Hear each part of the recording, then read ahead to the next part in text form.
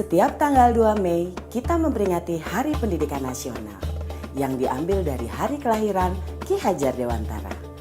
Melalui pendidikan, Ki Hajar berjuang melawan penjajah Belanda. Seperti apa ceritanya? Ayo teman-teman, kita simak bersama. Ki Hajar Dewantara terlahir dengan nama Raden Mas Suwardi Suryaningrat pada tanggal 2 Mei 1889. Ia dibesarkan dalam lingkungan Keraton Pakualam di Yogyakarta. Ki Hajar sempat kuliah di Stovia atau Sekolah Dokter Pribumi. Kemudian ia bekerja sebagai wartawan di koran seperti Utusan Hindia dan Kaum Muda. Sejak muda, Ki Hajar berani menentang pemerintah kolonial Belanda. Bersama Daus Dekker dan Cipto Mangunkusumo, ia mendirikan Indis Partij pada tahun 1912 yang bertujuan mencapai Indonesia merdeka. Akibat kritiknya pada pemerintah Belanda, dalam tulisan Seandainya Aku Seorang Belanda, Ki Hajar diasingkan ke Pulau Bangka. Daus Dekker dan Cipto Mangunkusumo membela sahabat mereka, sehingga akhirnya 3 serangkai ini diasingkan bersama-sama ke negeri Belanda. Masa pengasingan di Belanda dimanfaatkan Ki Hajar untuk mendalami dunia pendidikan dan pengajaran.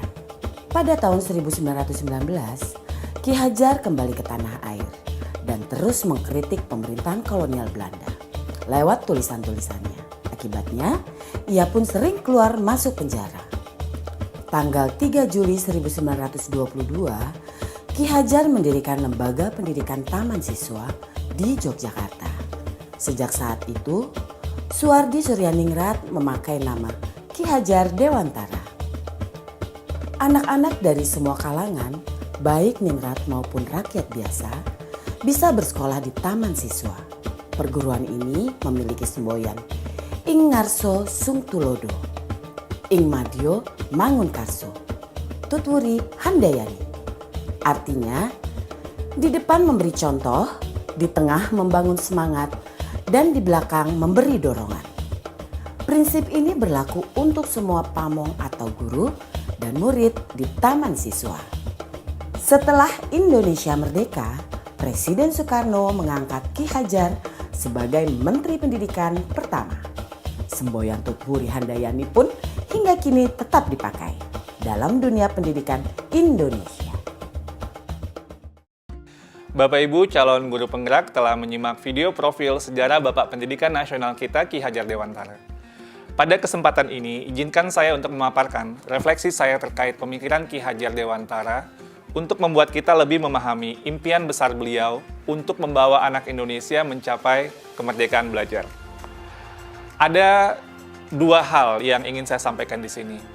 Pertama, beliau berkata bahwa pendidikan adalah tempat persemaian benih-benih kebudayaan. Pada hal ini, Ki Hajar membuat sebuah koneksi 2 hal yang tidak terpisahkan antara pendidikan dan kebudayaan. 2 hal ini adalah satu kesatuan. Menurut Ki Hajar, untuk mencapai kebudayaan yang kita mimpikan, peradaban bangsa yang kita cita-citakan, pendidikan adalah fondasinya. Atau dengan bahasanya Ki Hajar adalah tempat persemaian benih-benih kebudayaan. Dengan kata lain, pekerjaan yang kita lakukan di pendidikan bukan saja pekerjaan untuk anak bersekolah, ujian hasilnya baik, dan lain sebagainya, tapi adalah pekerjaan untuk menjemput kebudayaan yang kita cita-citakan. Dengan kata lain, ini adalah pekerjaan untuk membentuk peradaban. Jadi ini peran yang sangat penting antara pendidikan dan kebudayaan. Dua-duanya adalah satu ikatan yang tidak bisa dilepaskan. Yang kedua, inti dari filsafat Ki Hajar Dewantara itu adalah perubahan.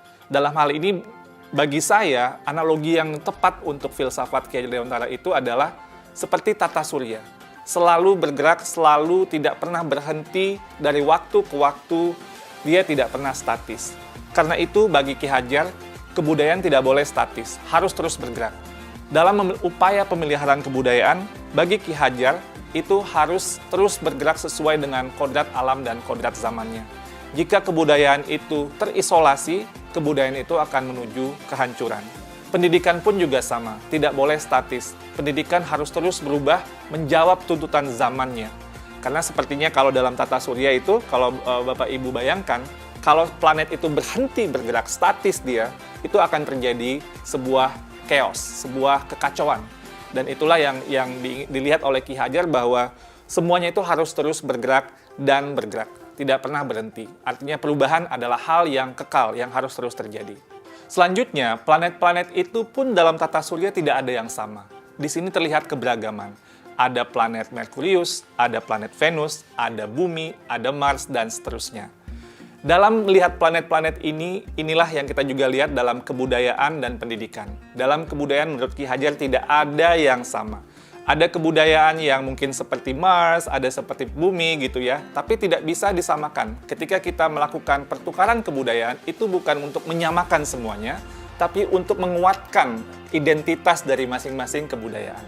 Dan kebudayaan itu terus berputar dan terus berputar kepada sumbu yang sama. Dan dalam filosofi Ki Hajar, sumbunya ini atau di mana semua planet itu bersumbu itu adalah nilai-nilai kemanusiaan.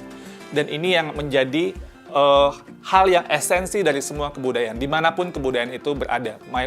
Baik itu kebudayaan di Indonesia yang beragam maupun kebudayaan dunia yang juga sangat beragam. Esensinya menurut Ki Hajar adalah nilai-nilai kemanusiaan. Pendidikan pun juga sama. Anak tidak pernah ada yang sama. Dua anak kembar itu tidak pernah sama persis, bahkan kembar siam sekalipun. Fitrah dari penciptaan dari Yang Maha Kuasa itu adalah keberagaman. Menurut Ki Hajar, biarkanlah anak-anak itu memiliki keunikannya sendiri-sendiri. Ibarat planet-planet tadi, mereka bergerak dengan kecepatannya sendiri-sendiri. Kalau Bapak Ibu lihat di tata surya, Merkurius itu berputar sangat cepat, sementara mungkin planet Jupiter itu agak lambat berputarnya. Dan ini mereka juga berputar dengan kecepatannya sendiri-sendiri sesuai dengan orbitnya masing-masing. Masing-masing punya cerita di dalam planet yang berbeda-beda. Jadi tidak bisa dipaksakan Bumi itu harus menjadi seperti Saturnus atau Neptunus itu menjadi Merkurius. Semua ada orbitnya masing-masing, semua bergerak pada sumbu yang sudah diatur dan hamba pada nilai yang sama, yaitu nilai-nilai kemanusiaan. Nah, lalu apa yang kemudian menjadi relevansi pemikiran-pemikiran Ki Hajar Dewantara terhadap transformasi pendidikan yang sedang kita lakukan sekarang? Filosofi Ki Hajar adalah filosofi tentang perubahan, dan dalam hal ini ada 3 kerangka perubahan Ki Hajar Dewantara.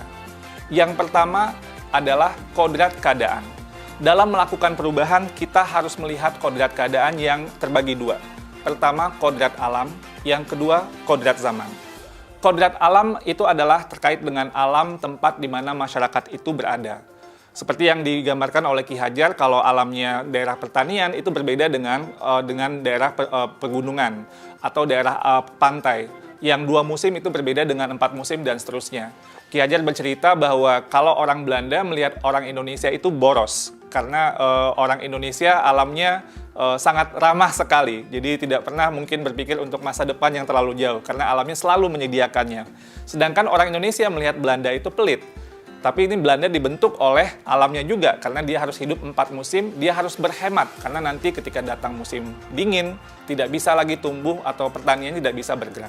Jadi ini kodrat alam yang membentuk sebuah kebudayaan, kebiasaan sebuah masyarakat.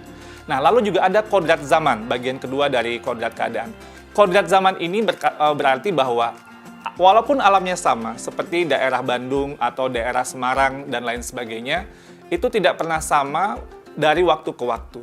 Jakarta tahun 1950 berbeda dengan Jakarta tahun 2020 dan akan berbeda dengan Jakarta 2050 dan seterusnya. Masing-masing zaman itu memiliki tantangannya sendiri-sendiri. Pada saat ini tantangan kita adalah bagaimana menjawab revolusi industri 4.0 dan sebagainya. Percepatan revolusi teknologi ini sangat luar biasa dan ini merupakan tantangan yang pada zaman ini sedang kita hadapi. Lalu yang kedua adalah prinsip melakukan perubahan. Kalau tadi kodrat keadaan, yang kedua ini prinsip melakukan perubahan. Di sini ada yang namanya azas trikon, kontinuitas, konvergensi, dan konsentris. Dalam melakukan perubahan, menurut Ki Hajar, kita harus melakukan sebuah dialog kritis dengan sejarah kita. Kita harus menjaga nilai utama dari masyarakat kita. Harus berakar pada identitas utama dari sebuah masyarakat. Jadi walaupun perubahan itu menjawab kodrat zaman, tapi nilai esensi budaya masyarakat itu harus tetap dipegang.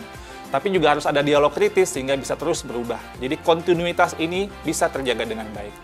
Yang kedua, harus konvergensi. Maksudnya apa?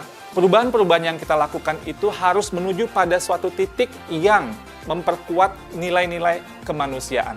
Jadi, dalam konteks konvergensi ini, pendidikan itu harus memanusiakan dan memperkuat kemanusiaan kita. Yang ketiga, konsentris. Jadi, walaupun menuju pada nilai-nilai yang sama gitu, sumbu yang sama, tapi kita tetap harus menghargai keragaman yang ada. Karena kalau konsentris itu ibarat planet tadi, dia berputar sesuai dengan sumbunya, sesuai dengan orbitnya. Tidak bisa dicampur-campurkan. Karena itu, pendidikan itu harus menghargai keunikan. Karena itu juga, pendidikan itu harus memerdekakan. Biarkanlah masing-masing berputar pada sumbunya, beredar sesuai dengan orbitnya. Menurut kata Ki Hajar, pendidik itu ibarat petani. Petani itu dia bercocok tanam, dia memiliki banyak sekali misalnya bibit. Ada bibit padi, ada bibit jagung, ada bibit kedelai.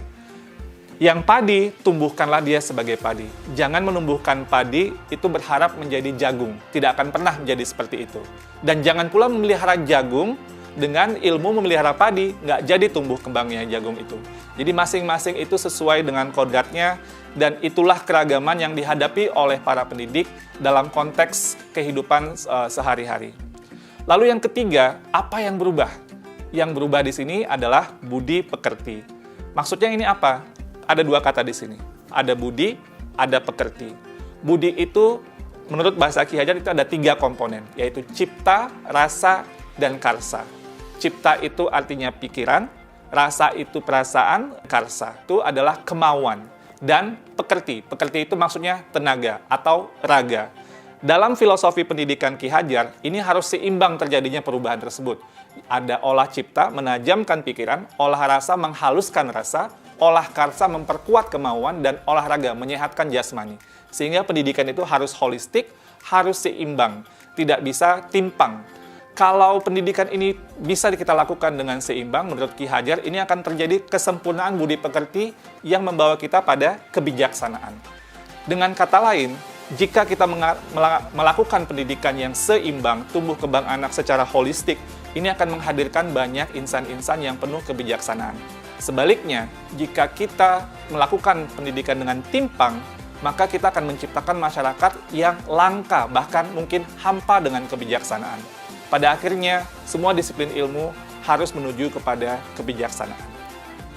Dan relevansi yang kedua dari apa yang kita pelajari dari filosofi Ki Hajar Dewantara adalah keharusan untuk memandang anak dengan rasa hormat, berorientasi kepada anak. Jadi apa tujuan pendidikan kita? Itu adalah murid, murid, murid. Jadi menurut Ki Hajar, semua yang kita lakukan di bidang pendidikan dan para pendidik itu harus berorientasi penuh kepada murid. Dengan bahasa Ki Hajar, salah satu azas dari Taman Siswa, bebas dari segala ikatan, dengan suci hati mendekati sang anak, tidak untuk meminta suatu hak, namun untuk berhamba pada sang anak.